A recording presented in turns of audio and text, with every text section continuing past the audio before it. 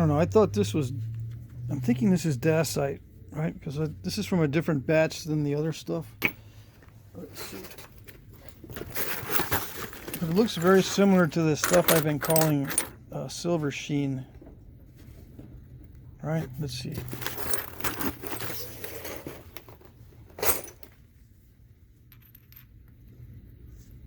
This is the stuff I've been calling silver sheen, and this is the Dacite I got a couple of years ago. I guess it is slightly different. This Dacite, the previous arrowhead had an ash pocket, and there's no ash pocket. Well, let's see. I can't say that. There was ash within this as well, so it's very similar, almost identical. So hopefully I'm getting this right. Let's see. It's another piece. I think it's Dacite.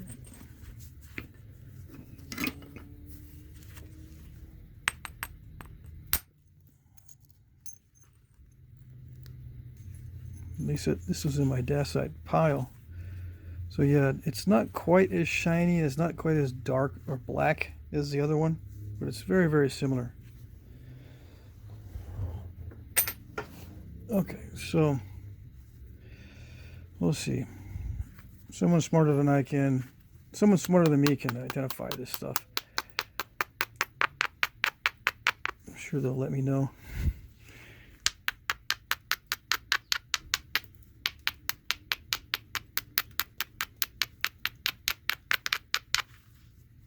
Okay.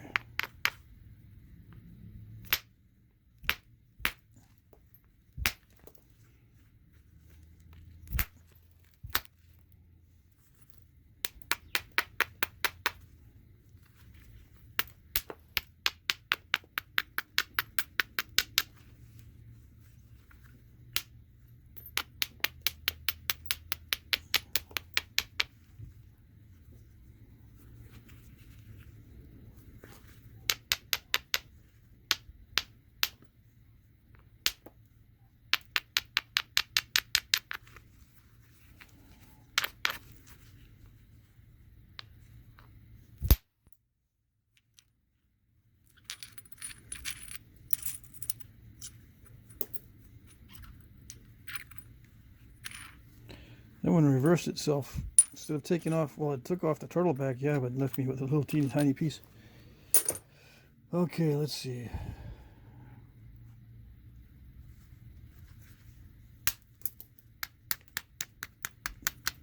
Let's see, what do we call that? Reverse turtleback. It took it off, but then the biggest part that you have left is still the turtleback.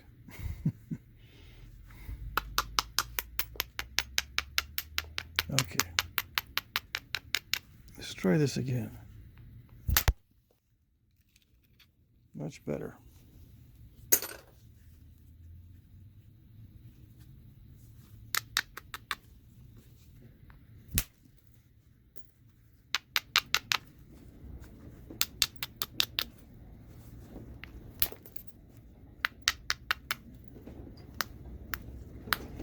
Yeah, I spent a good deal of time this morning looking at arrowheads from different parts of the world. I also have a reference on some Chinese arrowheads. I'm going to make some Chinese arrowheads coming up here soon.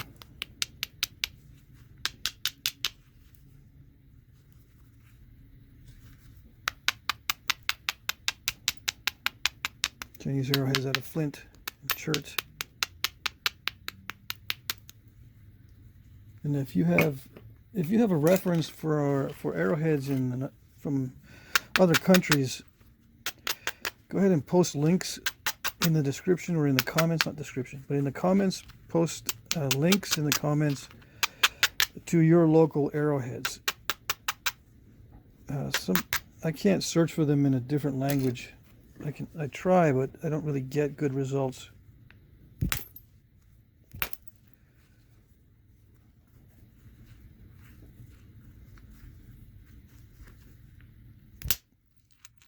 It's easier if I just get a link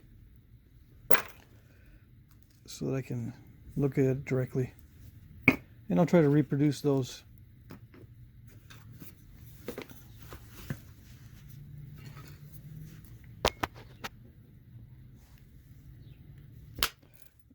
And I'm doing obsidian and glass first. So I'll be trying to reproduce those first so that I can get these glass and obsidian videos done and then move on to something else.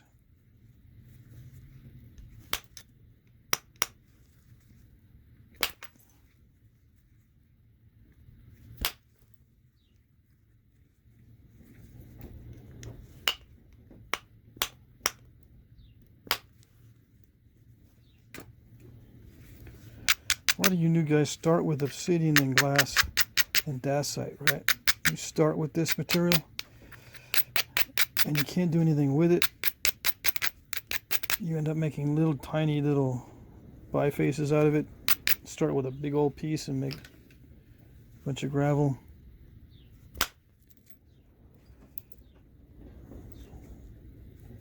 If you're doing that with dacite, that means you're very new. Which is, it's not a bad thing.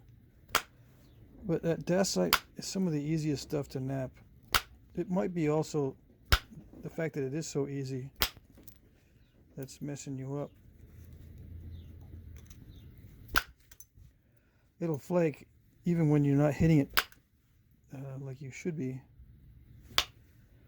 So maybe you're thinking, well, I'm hitting it in the wrong way, but I don't know I'm hitting it in the wrong way. It's still flaking and producing flakes. How do I know how to hit it in the correct way? The best way to learn how to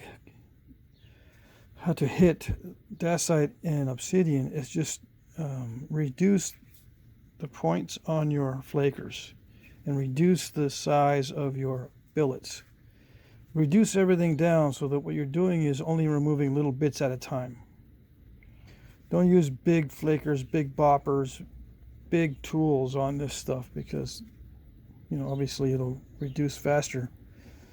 Also, you're hitting this correctly when you are getting big flakes with no step fractures. I don't know how else to put it. If you're getting step fractures like in the right here and as you're hitting, you're not hitting it right. You got to make the edge duller, or the edge is steeper angle, or edge thicker. It's got to be thick, steep, and dull. Thick, steep, and dull. And then when you hit it with your flaker, there is an angle. If you're sharpening it, there's two ways to sharpen. Like I said, you can sharpen it all the way around and make it semicircular, or you can make it at an angle or straight cut off. Whatever it is, that angle on the tip, in this case it's right there, that has to sit on the platform in the same way, at the same angle, so it's flush. It matches up. How should I say that?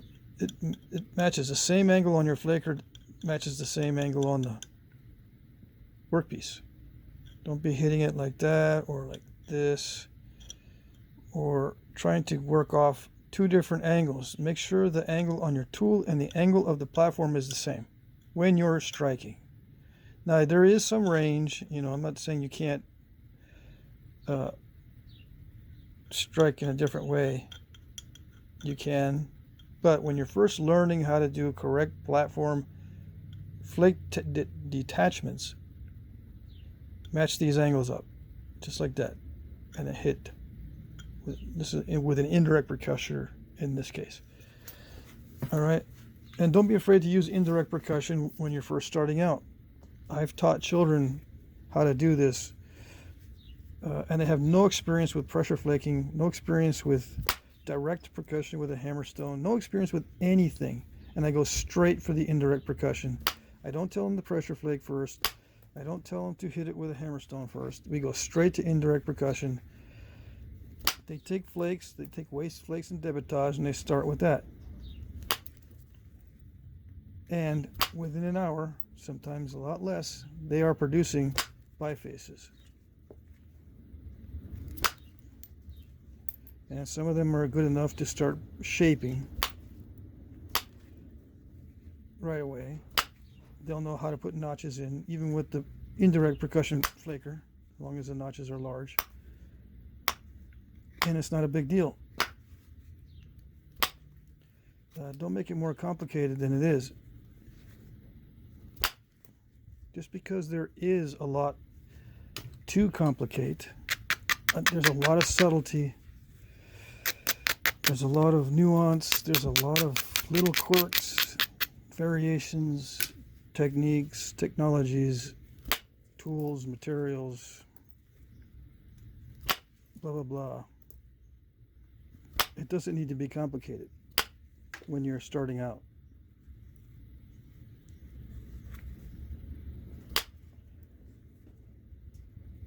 Okay. Now here I'm just hitting downward. I'm not matching up the angle on the flaker to the angle of the platform. I'm hitting downward to trim. I'm going to be trimming. So if you notice, well, sometimes you don't have the angle matching up. You're all over the place. You twist and turn and you're all over the place. So why are you giving the advice to match the angle every time on the platform? Well, I'm telling you that because that's the basis. That's the default. That's what you start with. That's how you. That's what you're basing every other action on. That's the default. Match the angles. Tip angle. That little. When you sharpen it, you know that angle on the side is going to have to match up with your platform, so you get a good surface of contact between the two. And then from there you can vary it. But that's the baseline. So what I'm doing when I'm showing you this in this view is just what I'm seeing, so that you know, and you can see what you should be seeing, or what you are looking forward to seeing later on down the line when you're knapping at the same level or the same skill set. My skill set's still not up to par, right? Up to where I can make anything I want. I still don't know how to make fulsome points. I still don't know how to make first views, pattern flaking, and stuff like that. I just haven't practiced that.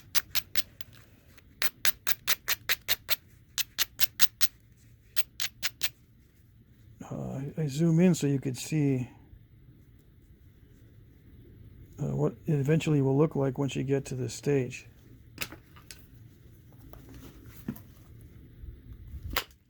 But when you're just starting out, you have to be very careful.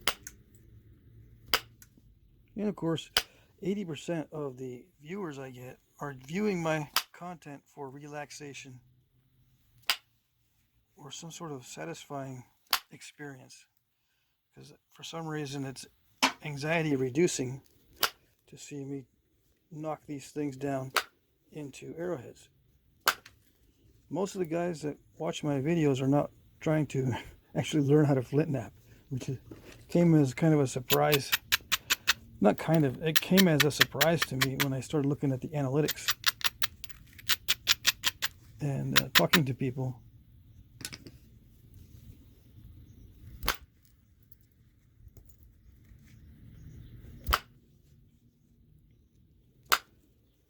So,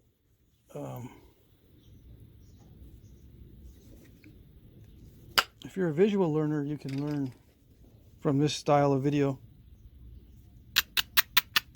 But if you're not a visual learner, you're an analytical learner, and you have to know the exact details with words. It's not going to be easy for you to learn from this. So don't feel too bad, you know.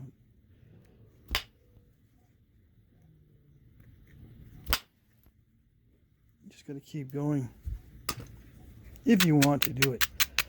You'll find out very quick if you really want to flint knap or not.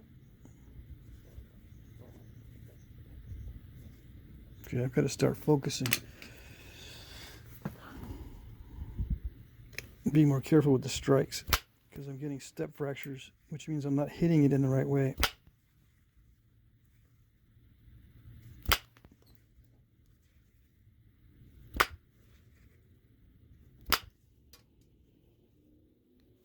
Yeah, this is different from silver sheen because I have to hit it a lot harder than I hit the silver sheen. This is not as soft, so it's got to be Dacite. Well, it doesn't have to be, but I think this is Dacite. It slips. The flicker slips off of the platform.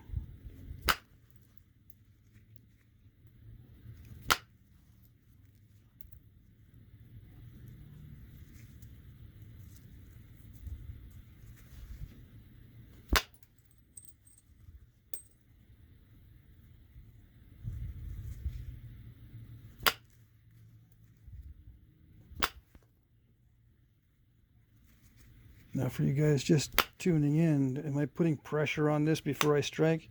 Sometimes yes, most of the time no. I'm just seating it on there.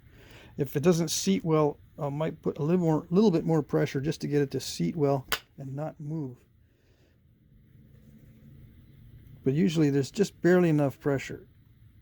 Just barely enough, just a little bit. Now there is a technique where you can load up with pressure, a lot of pressure before you strike. So that's what's called pressure assisted percussion. And it can yield some good results with long flakes. But I hardly ever use it. But there are some materials that respond well to it.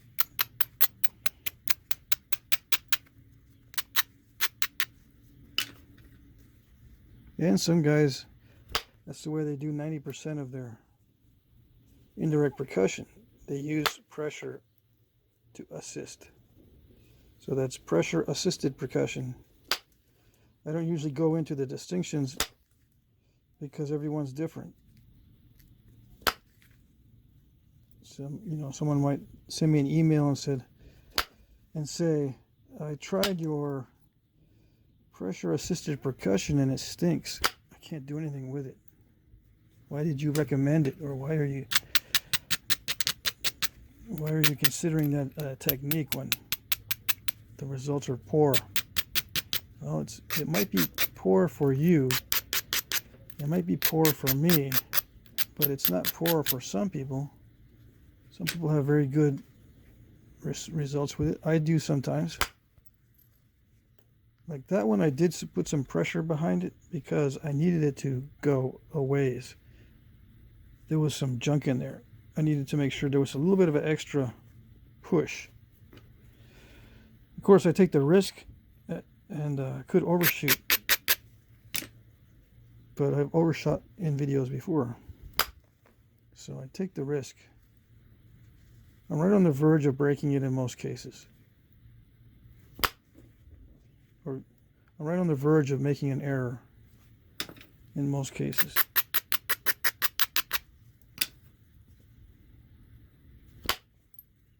Because that's how you get it thin. You're right at the border line between breaking and non-breaking. If you play it safe, you end up with a thick biface, which is not bad. I mean, it works just as good. Thick points penetrate just as well as thin points because we're not talking about much difference. It looks different, like the difference between an 1/8 of an inch thick and a 1/4 inch thick looks different, but it doesn't penetrate differently. It's still going to penetrate, still going to be a good projectile point. It's just not going to look nice and thin, or it might not look like the artifact if the artifact is very thin. You may be trying to copy a certain artifact that is extremely thin. Like most knappers, that's what they want. They want to recreate the pieces that are rare. Okay, so I mean you can do that, but you've got to be right on the verge of breaking it. Just like I imagine the original knappers were doing.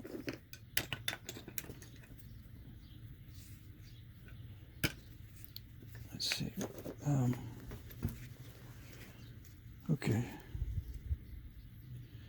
So this is going to be a very similar preform to the teardrop shape, just slightly different, and the base is going to be deeper, and instead of the barbs moving inward, they're going to be flaring outward slightly. If I don't break this. And this stuff is definitely tougher than silver sheen.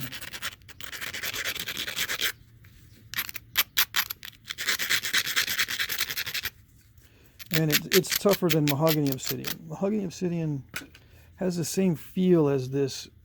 They both feel like a plastic to me, just the texture of it. But of course they're not. And it's not exactly the same. It just feels like it's a little bit plastic, like artificial. It just feels like a artificial material, not a natural material. This and mahogany obsidian.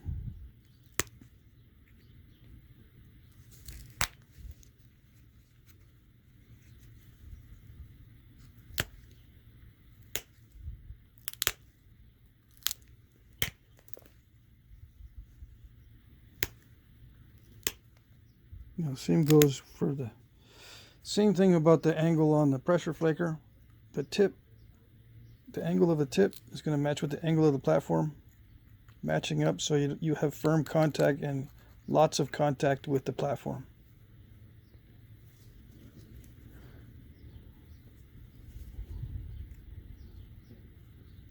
All right, if I can zoom in, let's see if I can zoom in. There is a ledge or an edge I'm going to push against right here.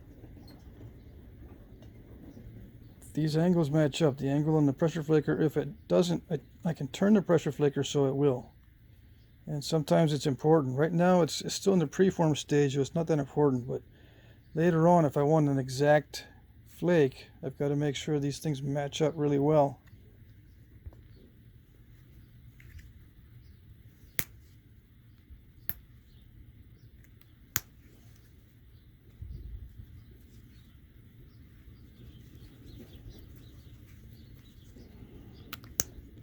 I don't know if that helps.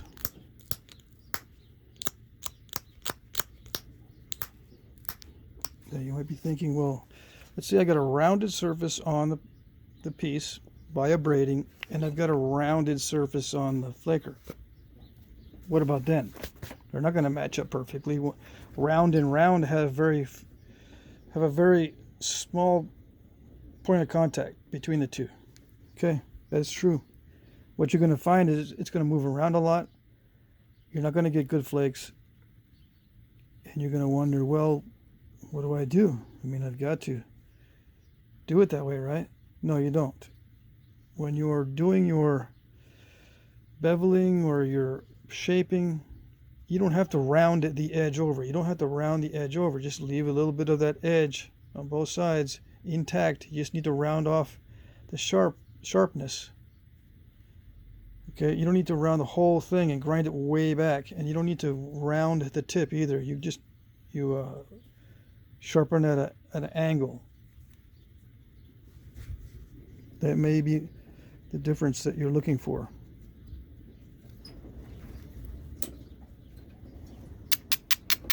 Or the difference that you need.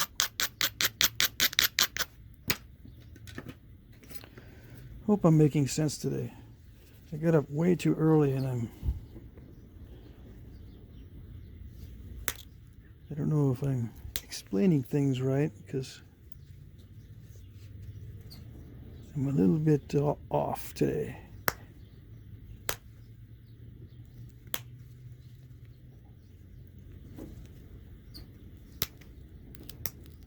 Okay.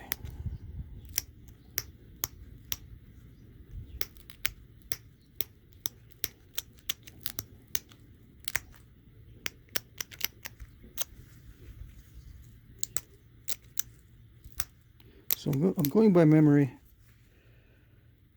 I'm pretty sure these are more narrow than the other ones, than the teardrop shaped. We got to get rid of this mess in here. I'm probably going to have to send some flakes in from the base to get that.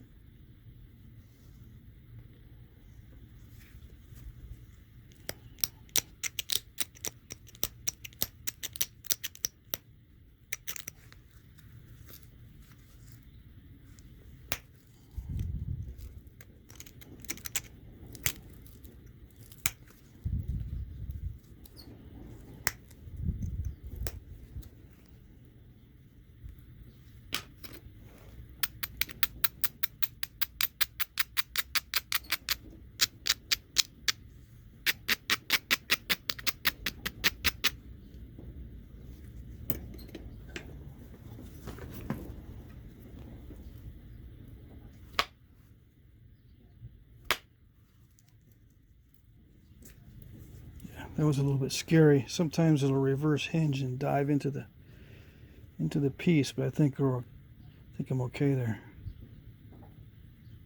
Yeah.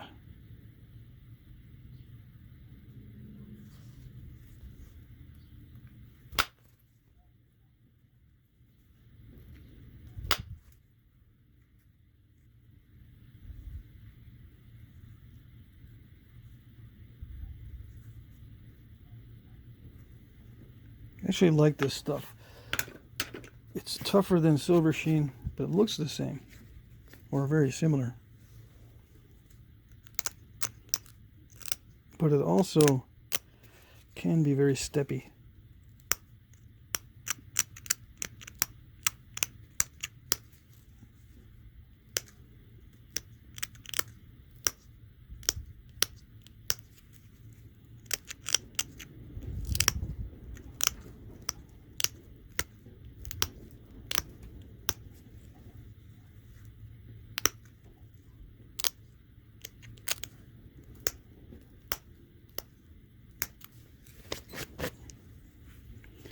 Yeah, it does make a difference when I have those flake traps. I don't get as much spray upward.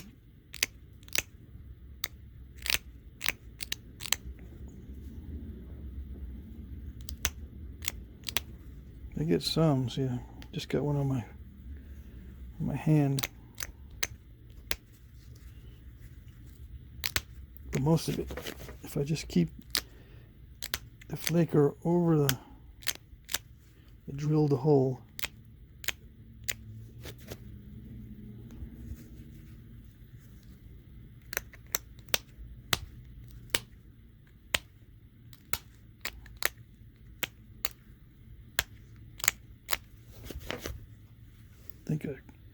yeah, I get more cuts from brushing off flakes than anything else. I may have one embedded there.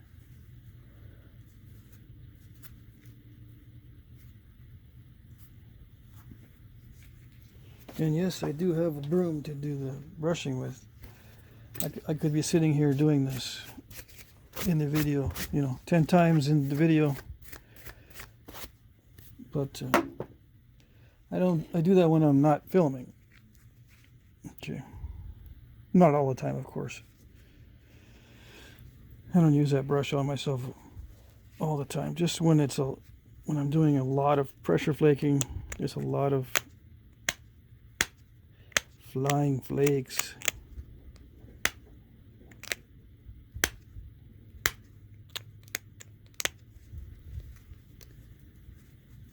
I have worn a full face shield before.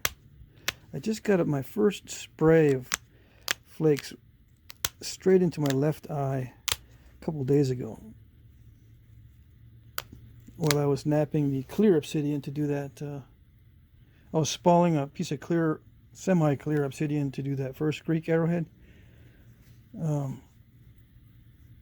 wanted to get a nice spall. I don't know if I used one off of that nodule, but anyway, I hit it with something. I think it was the aluminum billet, and the flakes, instead of going downward, just shattered straight up into my face. I don't know what caused it. And that was the first time I felt it. I did have my glasses on, right? So it hit my glasses, but it hit all the way around. And that's the first time I felt such a shower all at once straight into my eye. If I didn't have my glasses on, that would have been pretty bad.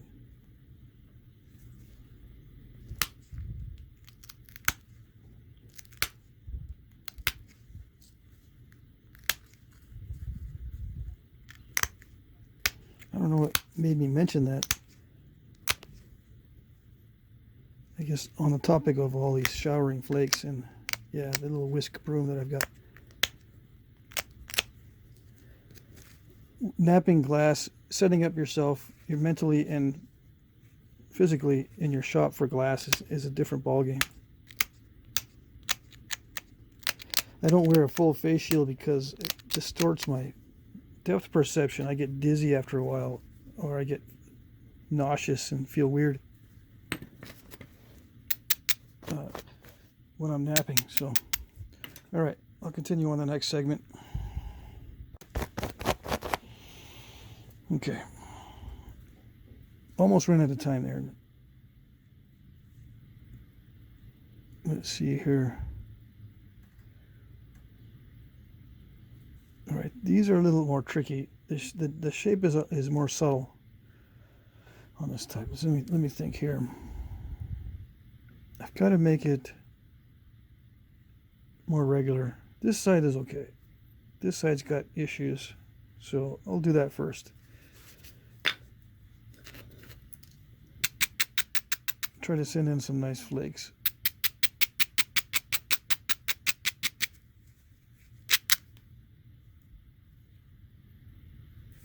I'll try to make some nice flake patterns here. Let's see.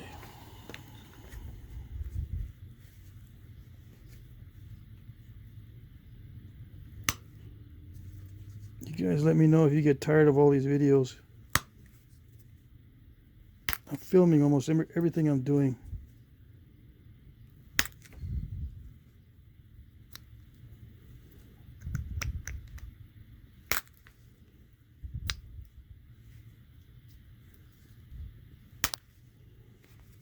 Okay, so I'm taking flakes off of this side first so I can turn the edge to this side to run some flakes. Ultimately to flatten this out and to make it look better.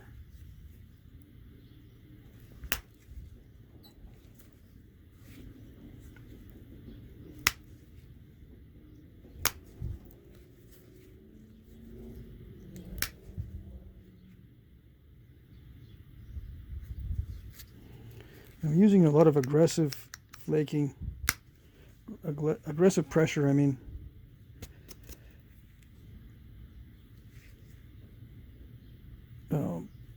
But I probably shouldn't be. I should be using more passive pressure.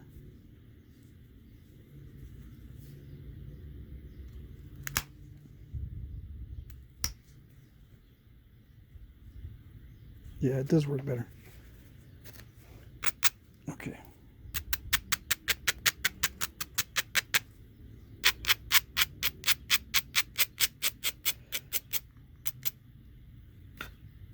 But the mindset, if you start to get too passive in general, the flaking suffers.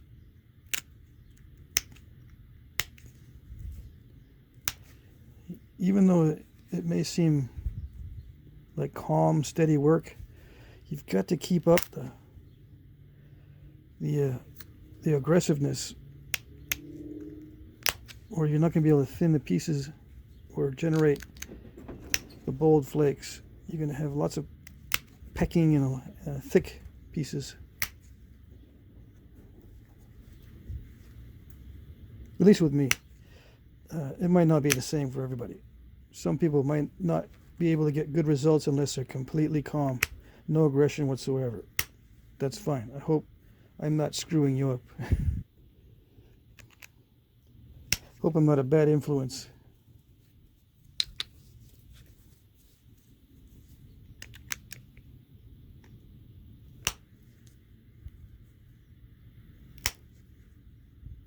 Someone might be saying, well, really? You can be calm through the whole process? Oh, holy moly, I've been doing it wrong. Well, maybe. Maybe you're more of a Zen type of, I don't know what that means, but maybe you're more of a calm napper than I am.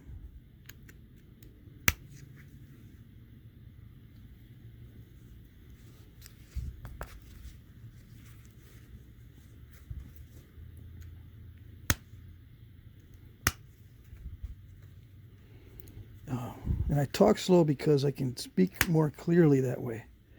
Otherwise, if I blurt out exactly what I'm thinking, it never comes out right. I think that has to do with autism too, right?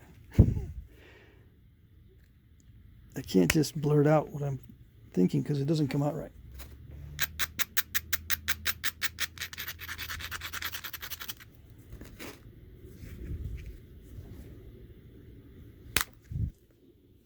There we go.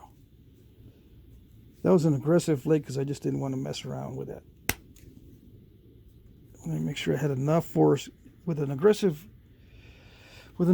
pressure technique. I feel you can generate a lot more force than with the passive. With the passive, you start getting a fatigue. I don't know. Right in the middle of pressing off the flake, you start getting flake fatigue or something. I don't know.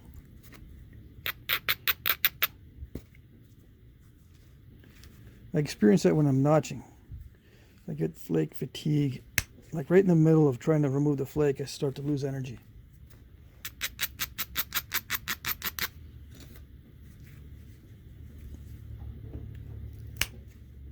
With an aggressive pressure flake, I just drive it, and it usually has more power.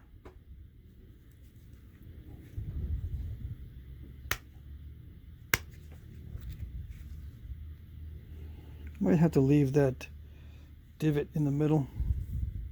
Yeah, it's not too bad.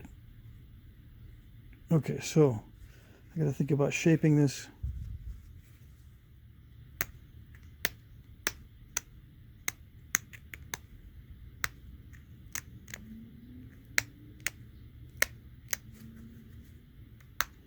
I don't think any of these were serrated, but I could be wrong. I need to check again.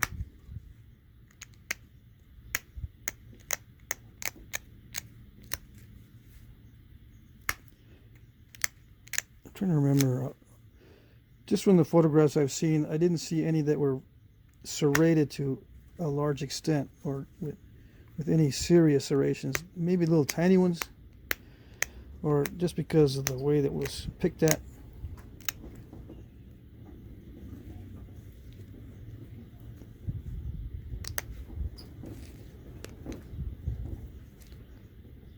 Someone correct me if I'm wrong. Don't be shy. A lot of guys don't want to put suggestions in the comments. That's fine. But you're not going to hurt my feelings.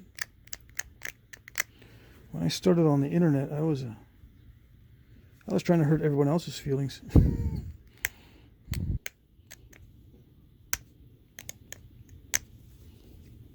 And then they would argue back, and then I say, aha, yeah, we can have a little bit of a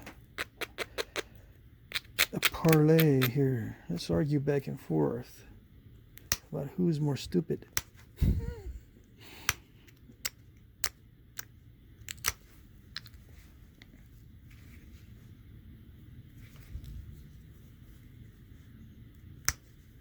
Okay.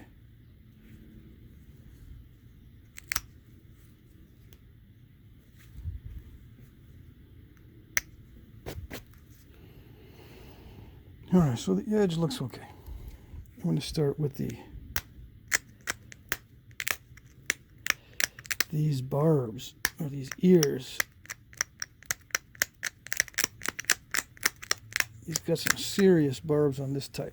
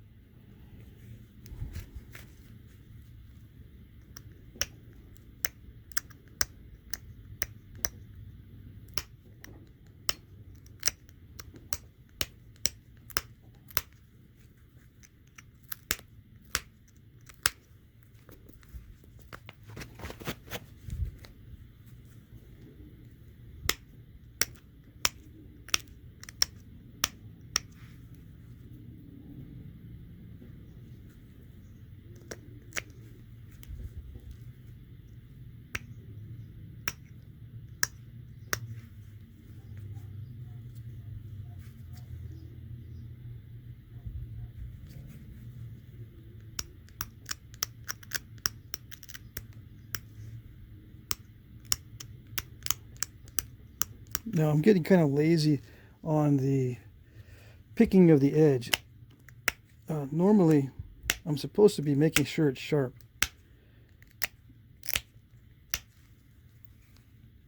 Right, but then lately I've been just picking at it without worrying about sharpness. In case you're wondering. Now sometimes I just dull it so I can prepare for the next series of flakes. And I'm picking at it in a certain way so I can dull it. Intentionally dull it. But I'm also sometimes just being lazy and not worrying about the sharpness. Some of you guys can pick up on that. But if you're just tuning in and you don't know what I'm doing, that's what's happening sometimes.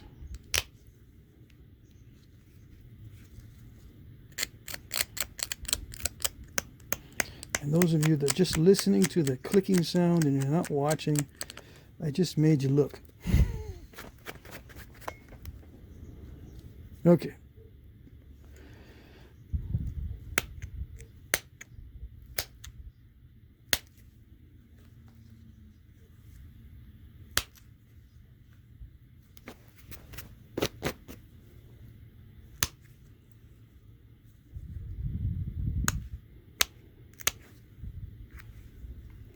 So it looks kind of the same, right? Well, it's starting off that way, but you'll see.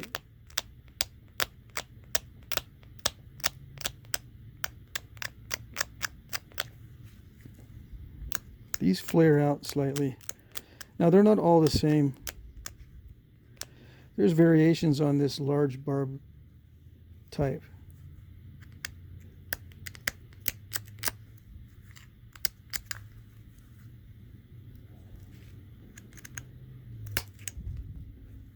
I got to be careful I don't get too carried away here.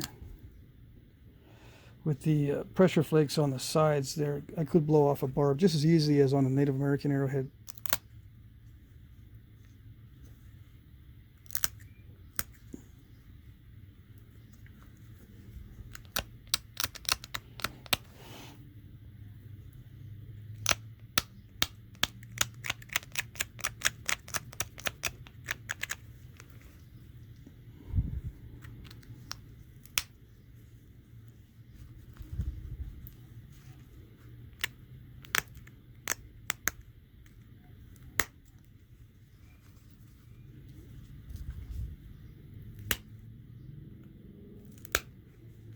I'm popping off large flakes from the base of that notch because I want it to remain thin, because in theory you're supposed to be able to haft these. It's very easy to just put in this big old notch and forget about the thinning.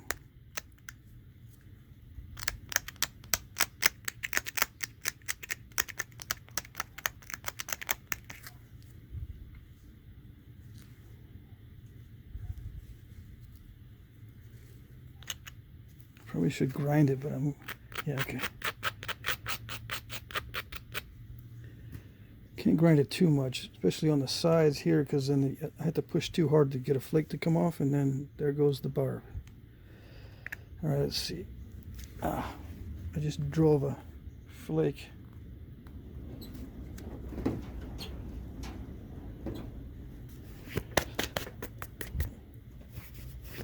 Drove a flake into my finger. It was between the flaker and my finger. All right. Let's see. Let's try this again. Let me take a pause here. Okay. Okay. Yeah, after a while, you know that it's going to start flowing like a fountain. Certain one of these will start flowing like fountains. Because they're pretty deep. Okay. Where was I?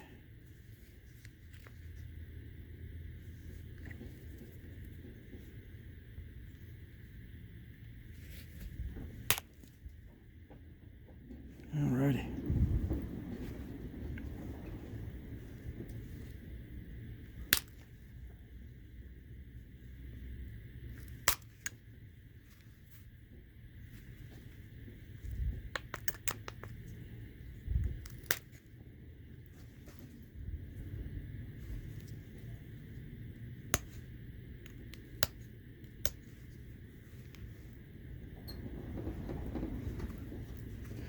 Almost done.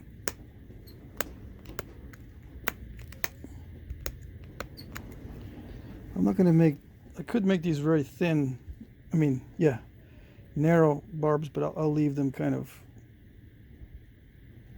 wide. I am going to take some material from the outside, but they can get really skinny. I've seen some examples where they're pretty skinny.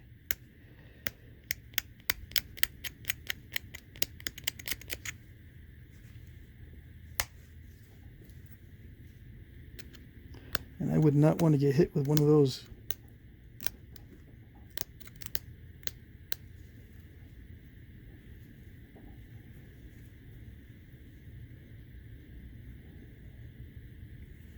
Okay. All right, so it's just a matter of shaping the rest of it around the edges. So, slight grind.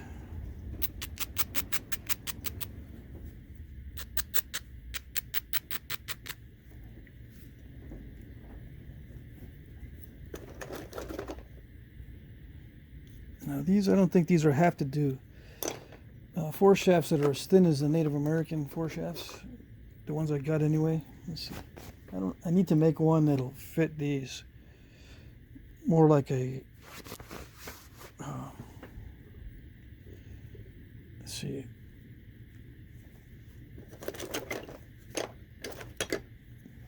More like this here, but with a notch, so I can show you how they're hafted. Or how I think they're hafted. I think we do have examples, plenty of examples of Bronze Age arrows and how thick they were and what the diameters were, and we can get a good average. They're very similar to modern arrows.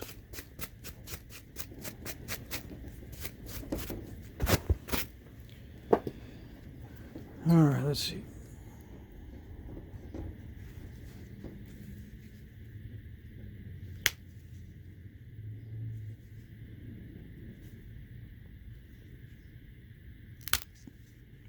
And I think parallel shafts were a possibility back in the Bronze Age.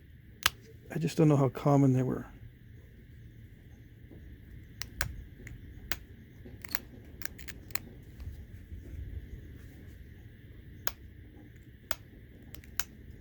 The barreled shafts are always common back in the day.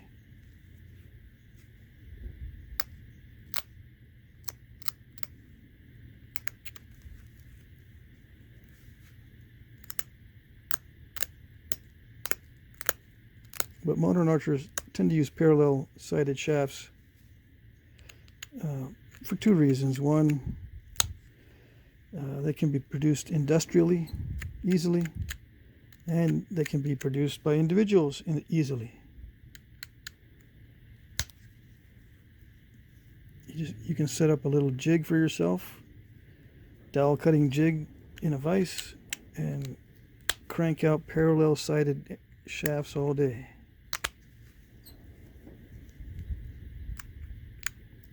So it's mainly for convenience. And you can get used to shooting those.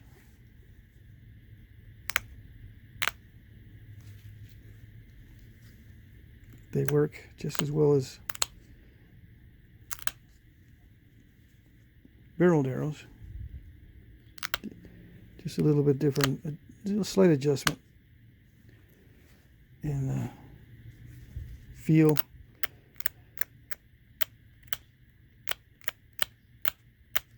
I've shot all kinds of arrows. I got to be honest with you, I like the synthetic materials a lot. I like the carbon. I do like the wood and all that.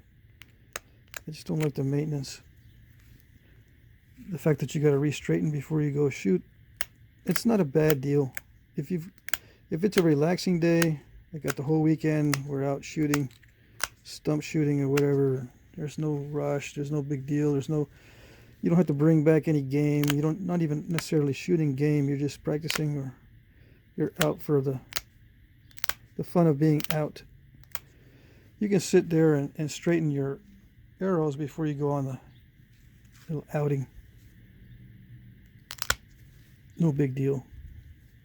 In fact, it's relaxing. You know, you can mount your arrowheads too. You don't have to have them on your arrows until you need them.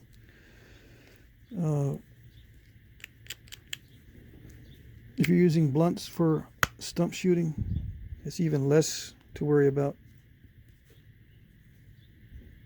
Some of my favorite shooting is with blunts, either at targets or stumps.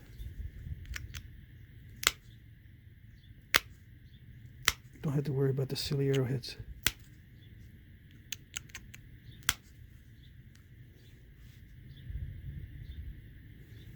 You can keep them looking nice. Keep them home and make sure they stay looking nice.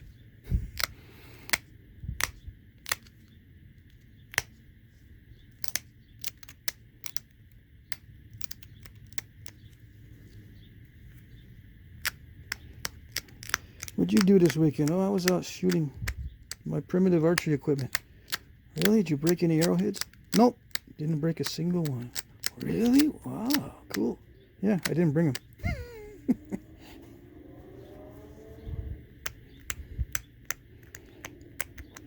Yeah, I go, ha, ha, I see what you did there.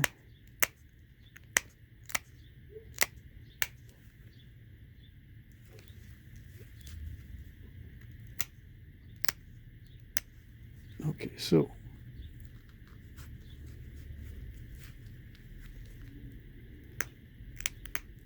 almost done. I think I've said that right.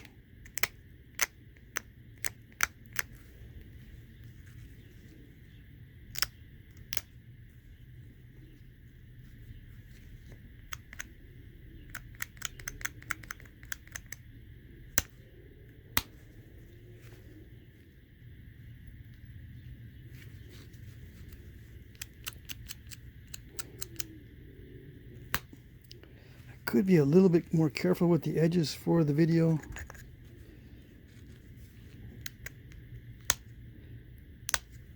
But like I said, I'm a little off today, so that's my story.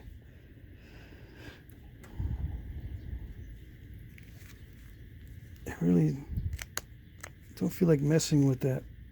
They're pretty sharp, but I could be probably using an antler tip pressure flaker to do it right. It really does require a soft tool for pressure to do it right.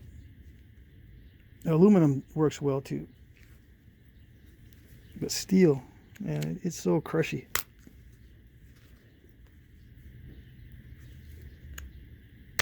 I keep saying steel. I'm still using iron.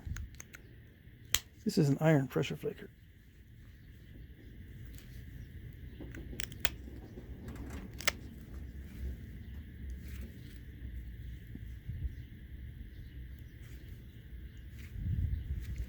Good enough, right? Yep.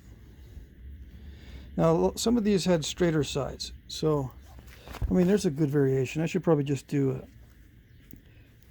a explaining Greek arrowheads with words, so I can draw pictures of these instead of having to knap each one of them out.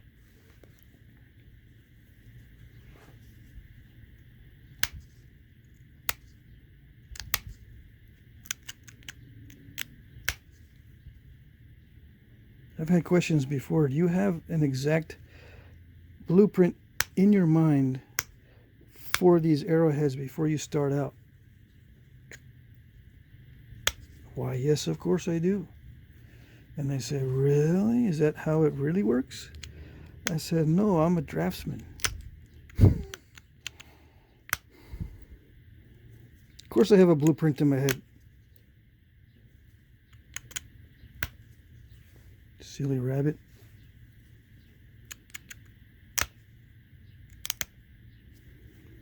Okay.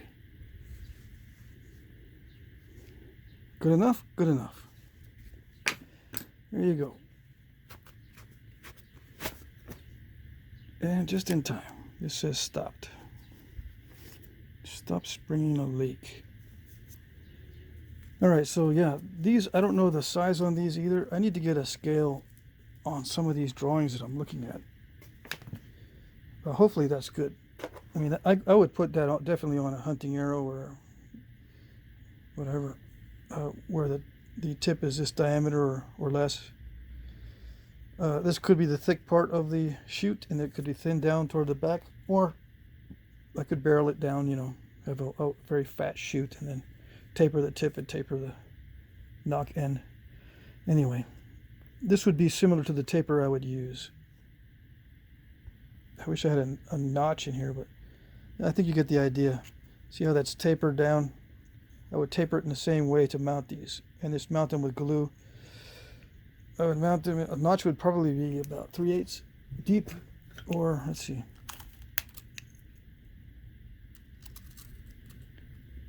seven millimeters. Gosh, I don't know. It's like a ½ inch. 7 or 8 millimeter. No, is it half? That's 13 millimeter. Yeah. I don't think I'd go ½ inch. Less than ½ inch. And then lots of glue. And that's pretty easy to mount. So you could mount a bunch of these.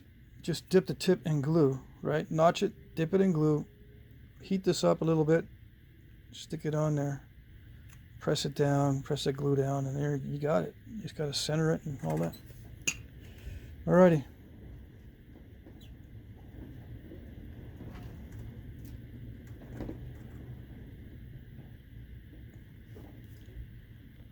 Another one of these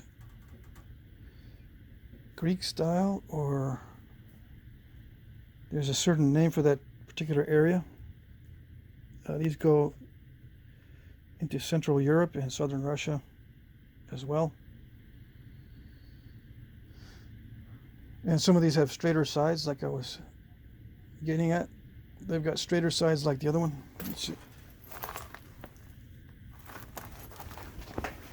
Like this one. I just knocked this one out really fast. This is more fancy, so to speak, but they do have straighter sides like this sometimes too. Okay. All right.